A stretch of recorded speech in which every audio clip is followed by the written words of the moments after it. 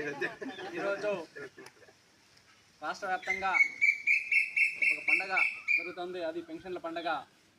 ఈ పండగకి కారణమైనటువంటి కేంద్రంలోని నరేంద్ర మోడీ గారు, రాష్ట్ర ముఖ్యమంత్రి చంద్రబాబు నాయుడు గారు, జనసేన అధినేత పవన్ కళ్యాణ్ గారు, ఈ ముగ్గురు కూడా ఈ రాష్ట్రంలో దుర్మార్గ పాలన జరుగుతుంది, ఆ పాలన అంతం కావాలని చెప్పి ఒక ఓటు కూడా వేస్ట్ కాకూడదు, ప్రతి ఒక్కరు కలిసి ఈ దుర్మార్గ పాలన అంతం చేయాలనేటువంటి ఉద్దేశంతో వారి యొక్క కళ, వారు ఎంత కలిసి పనిచేశారో మనందరం కూడా అంతే కలిసి పనిచేయాలని చెప్పి రాష్ట్రంలో ఉన్నటువంటి మీ యొక్క 3 పార్టీ కూటమికి విజ్ఞప్తి చేస్తున్నాను.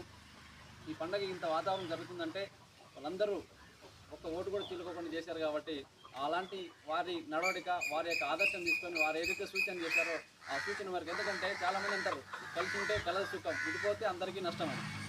ఈ యొక్క సామెతను అక్షరాల నిజం చేశారు ఈ యొక్క రాష్ట్రంలోని కూటమి.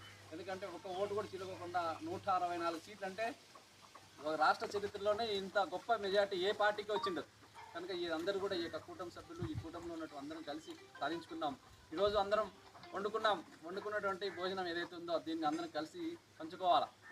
ఎందుకంటే వండినాం కాబట్టి వండిన తర్వాత మనమే తినాలా, తినేటువంటి హక్కు మనకే ఉంటుంది కాబట్టి దాన్ని జాగ్రత్తగా అందరం కలిసి ఏదైతే మనకు వస్తుందో, ఏదైతే మనకు ధర్మంగా మనం ఏదైతే ఎలిజిబిలిటీ అన్నిటి కూడా అన్ని రకాల అన్ని ఏదైతే కార్యకర్తలు అందరూ కూడా చేరాలా.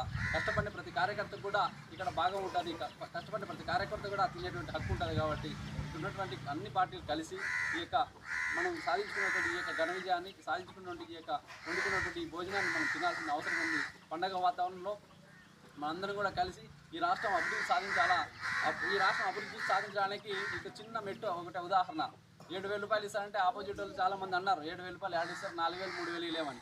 ఎందుకంటే గతంలో ఉన్న ప్రభుత్వం మనందరికీ తెలుసు, వాళ్ళు 1,000 రూపాయలు పెంచడానికి ఎన్ని సంవత్సరాలు పట్టింది? 5 ఏళ్ళు పట్టింది.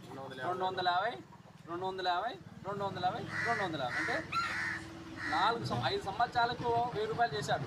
కానీ చంద్రబాబు నాయుడు గారు మాట చెప్పిన ప్రకారం నేను గెలిచిన వెంటనే ఏ రోజైతే మాట చెప్తున్నానో ఆ రోజు నుంచి కలిపి 3,000 రూపాయలు మీకు ఇచ్చేటువంటి పెన్షన్ 4,000 రూపాయలు.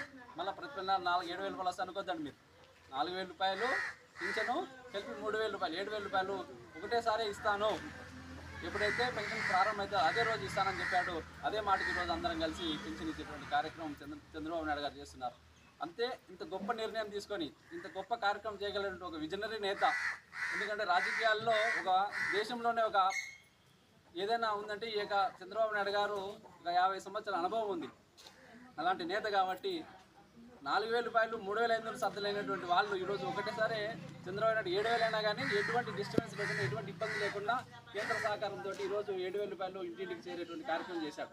సో ఇలాంటి కార్యక్రమం మరింత జరగాలంటే కేంద్రంలోనూ రాష్ట్రంలో ఉన్నటువంటి ఎన్డీఏ సర్కారు పరస్పర సహకారంతో ఈ రాష్ట్రంలో ఉన్నటువంటి అన్ని రకాల రైతులకు కావచ్చు, నిరుద్యోగులకు కావచ్చు మరిన్ని పథకాలు వస్తాయి. మనందరం రాబోయే రోజుల్లో మన యొక్క గ్రామాలు మరింత అభివృద్ధి సాధిస్తాయి. కార్యకర్తలు కూడా మంచి ఉపయోగపడే కార్యక్రమాలు పెడతారని చెప్పి ఆశిస్తున్నాను. కానీ ఈ యొక్క పండుగ వాతావరణంలో మా గ్రామంలో, మా ఊర్లో తుమ్మల గ్రామంలో ఈ యొక్క గ్రామం నుంచి ఈ యొక్క రాష్ట్ర ముఖ్యమంత్రి చంద్రబాబు నాయుడు గారికి, జనసేన అధినేత పవన్ కళ్యాణ్ గారికి, నరేంద్ర మోడీ గారికి ప్రత్యేకమైన కృతజ్ఞతలు తెలియజేస్తూ జై హింద్, జై భారత్. మరీ ముఖ్యంగా ఈ యొక్క పార్లమెంట్, ఈ యొక్క అసెంబ్లీలో ఉన్నటువంటి పల్లె రఘునాథ్ రెడ్డి గారు 30 సంవత్సరాలుగా ఇక్కడ అనేక మంది కుటుంబాన్ని కలిసి ప్రతి కుటుంబంలోని ప్రతి ఒక్కరిని మాట్లాడేటువంటి నేత. అలాంటి కుటుంబం నుంచి వచ్చినటువంటి పల్లె సింధూరారెడ్డి గారు చాలా మంచి విద్యావంతురాలు, చదువుకున్న ఆవిడ, సమస్యల పట్ల పరిపూర్ణమైన అవగాహన ఉంది. ప్రతి ఒక్కరిని మాట్లాడేటువంటి మనకి మంచి ఎమ్మెల్యే గారు పల్లె సింధూరారెడ్డి గారు.